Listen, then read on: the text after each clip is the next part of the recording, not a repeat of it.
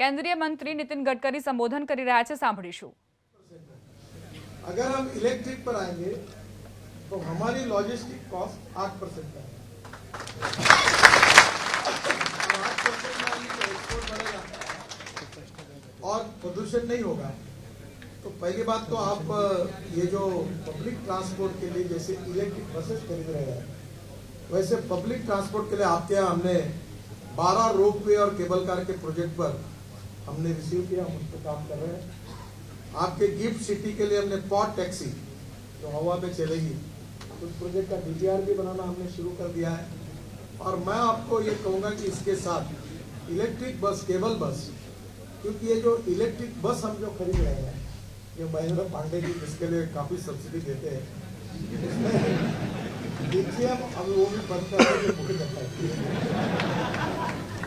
वैसे चाय कंपनी ने पहले चाय फुकट पिलाती, लोगों को आदत लग गई, फिर उन्होंने रेट बढ़ाना शुरू किया।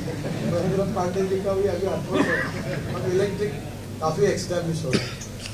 मेरा विश्वास है कि ये जो इलेक्ट्रिक मास रैपिड ट्रांसपोर्ट होगा, इसका काफ़ी फायदा होगा। इसलिए केबल या फ्लैश चार्जिंग दोनों टेक्नोलॉजी पर काफ़ी हमारी इंडियन कंपनियां भी काम कर रही है और मुझे लगता है कि इसके कारण हम टिकट के 30 से 40% कम करेंगे। हर बस को एयर कंडीशनिंग बनाएंगे, कंफर्ट लेवल ज़्यादा देंगे और जो 200 किलोमीटर जाएगी अहमदाबाद से दिल्ली, वो बस में जैसे प्लेन में हमको चाय नाश्ता मिलता है, उसकी भी व्यवस्था है। तो लोगों को कंफर्ट्स अच्छे देकर रेट 30% कम करके और प्रदूषण को खत्म करके हम ये ऑप्शन दे सकते हैं। मुझे लगता है ये भी आप जरूर सोचिए। फ्लेक्स इंजन जिसमें 60% इलेक्ट्रिसिटी और 40% बायोफ्यूल, ये भी अच्छा है और ये भी होने से मुझे लगता है कि बहुत बड़ा फायदा होगा। जहाँ तक एनटीपीसी ने हाइब्रिड इलेक्ट्रिक व्हीकल और हाइड्रोजन बेस्ड, ये हाइड्रोजन भी इम्पोर्टेंट है। आप सब पे काम करिए, इसका कारण ये इतना बड़ा है कि सब करेंगे तो भी ये कठिन है। मैं आपको बधाई दूंगा कि आपने स्क्रैपिंग में देश में सबसे अच्छा काम किया। मुझे बहुत खुशी है कि आप यहाँ इसलिए आइए कि यहाँ स्क्रैपिंग के यूनिट्स जो लगे हैं गुजरात सरकार में, वो काफ़ी यूनिट बहुत अच्छे तरीके से शुरू भी हो गए हैं। गुजरात में 15 साल पुरानी 16 लाख गाड़ियाँ हैं और ये गाड़ियों का अगर स्क्रैपिंग होगा तो प्लास्टिक, रबर, स्टील, एल्यूमिनियम सब सस्ता हो जाएगा। आपके कंपोनेंट की कॉस्ट 30-40% कम हो जाएगी, तो प्रोडक्शन कॉस्ट कम होगी और मार्केट में और इकोनॉमिक वायबिलिटी आएगी। और इसलिए गुजरात में इन्वेस्ट करने में स्क्रैपिंग यूनिट जो आज अच्छी तरह 15 साल पुरानी गाड़ियों की उपलब्धि और ये यूनिट के कारण आपकी manufacturing cost, production cost e vehicle की गुजरात में कम होगी। ये भी आपको एक बहुत बड़ा एडवांटेज है। मैं ये जो इसमें स्टील, कॉपर, एल्यूमिनियम, रबर और प्लास्टिक, ये तीनों पांचों मटेरियल आपको नए प्रोडक्ट में लगेंगे, इसका रिसाइकलिंग होगा। हमने अभी अहमदाबाद डोलेरो जो रोड बनाया गुजरात में, इस अहमदाबाद शहर का 25 लाख टन कचरा हमने रोड में डाल दिया। और दिल्ली में गाजीपुर करके टेकरी है जिसमें अभी वो 7 मीटर कम होगी, उसका भी 30 लाख टन कचरा हमने UR2 बनाया, उसमें डाल दिया। मैं अक्सर एक बात, 2 बातें कह रहा था, no material is waste and no person is waste. It is depending upon the appropriate technology. It is depending upon the appropriate vision of the leadership which you can convert waste into wealth. One is very important, that is knowledge to wealth. The innovation, entrepreneurship, science, technology, research, skilled and successful practices, we name it as knowledge. And conversion of knowledge into wealth is the future. And second is waste to wealth. और दोनों बातें गुजरात में हैं। मेरा आपसे अनुरोध है कि इसके कारण we will reduce the cost और we will be more competitive in international market. मैं विशेष रूप से मुख्यमंत्री जी से अनुरोध करूंगा कि हमारी भारत सरकार में इलेक्ट्रिक को तो हम प्रोत्साहन दे ही रहे और जितना दम है इतना इनको खोलने में कोई फर्क नहीं पड़ता। अभी भी ये लाखों में ही खेल रहे हैं, अभी तो करोड़ों में लगेगा। और पुरानी गाड़ियां भंगार में जाने के लिए जो सिस्टम बनाई है अभी तो शुरुआत हो गई है, तो नेचुरली बड़े प्रमाण पर ट्रक आएंगे, बसेस आएंगी इलेक्ट्रिक पर। तो fuel, alternative fuel and bio fuel ये हमारे लिए बहुत ही इम्पोर्टेंट है। और इसलिए जो हाइड्रोजन है वो भी गुजरात के लिए, क्योंकि मैं थोड़ा सा फार्मर सेंट्रिक हूँ, ये सब हमारे देश का जो जीडीपी ग्रोथ है उसमें 22 से 24% ग्रोथ मैन्युफैक्चरिंग सेक्टर से आती है, 52 से 54% सर्विस सेक्टर से आती है और 12 से 14% एग्रीकल्चर एंड अलाइड सेक्टर से आती है। मैं किसानों में काम कर रहा हूँ और इसलिए मैं 2004 से अल्टरनेटिव फ्यूल इथेनॉल में लगा। अब तो इतनी क्रांति हुई कि इंडियन ऑयल ने पानीपत में एक प्लांट डाला है।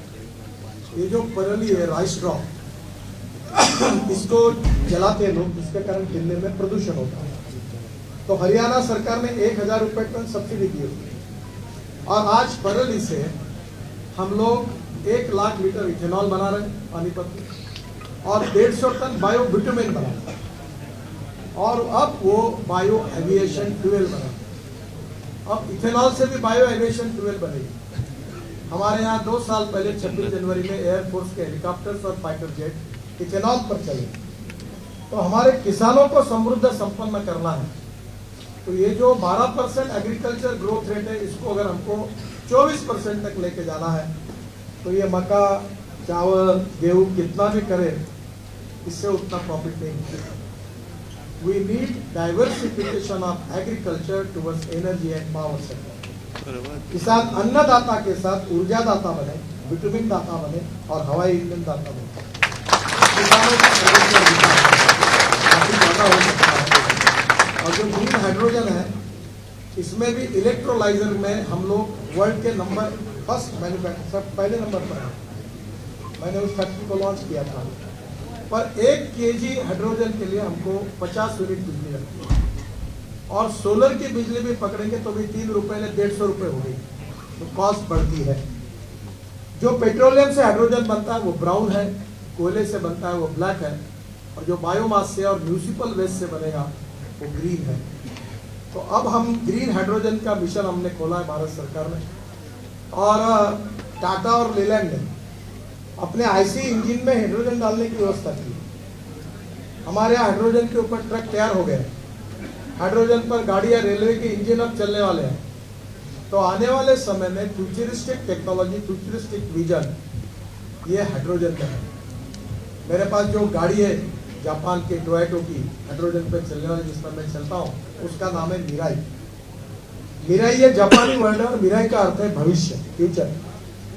तो फ्यूचरिस्टिक टेक्नोलॉजी और futuristic vision is the most important strength for every country India development. और इसलिए आप इलेक्ट्रिक के साथ ये हाइब्रिड हो सकता है, हाइड्रोजन एंड इलेक्ट्रिसिटी ये भी हो सकता है। तो मुझे लगता है कि टेक्नोलॉजी काफ़ी बड़ी है, गुजरात में काफ़ी लोग इस पर काम कर रहे हैं और आने वाले समय में देश के इंपोर्ट को कम करना, जो 85% फॉसिल फ्यूल है अभी यूज कर रहे हैं, उसको कम करने में अभी आप इतना सब होने के बाद 1% भी तो कुछ फर्क नहीं पड़ा।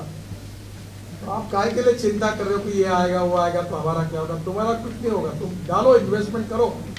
मैं बताता हूँ, मैंने आज तक जो बोला है 101% वो पूरा सिद्ध हुआ है। मैं कोई इंडस्ट्री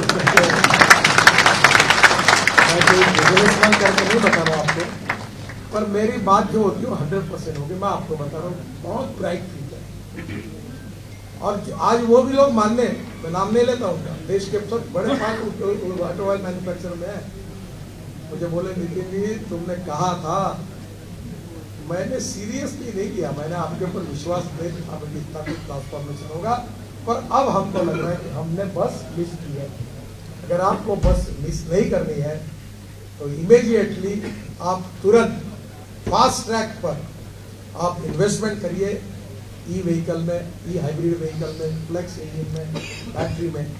मुझे लगता है कि गुजरात में जैसा प्रदेश है कि जहाँ सब प्रकार की फैसिलिटी उन्होंने उपलब्ध करा कर दी है, मेरा विश्वास है कि इस विशेष रूप से वाइब्रेंट गुजरात के इस कन्वेंशन में आप सबको मुख्यमंत्री जी ने न्योता दिया है। Gujarat is the fastest growing state in the country और आप सब प्रकार के एंसिलरी यहाँ है और इसलिए निश्चित रूप से इलेक्ट्रिक व्हीकल का हब गुजरात बने और जिसमें गुजरात के मुख्यमंत्री और सरकार की जो भूमिका है वो बहुत प्रशंसनीय है। मैं फिर से एक बार उनको बहुत बहुत धन्यवाद देता हूँ और आप जरूर पॉजिटिवली इसमें विचार करिए। इसी अनुरोध के साथ अपनी बात को समाप्त करता हूँ। धन्यवाद।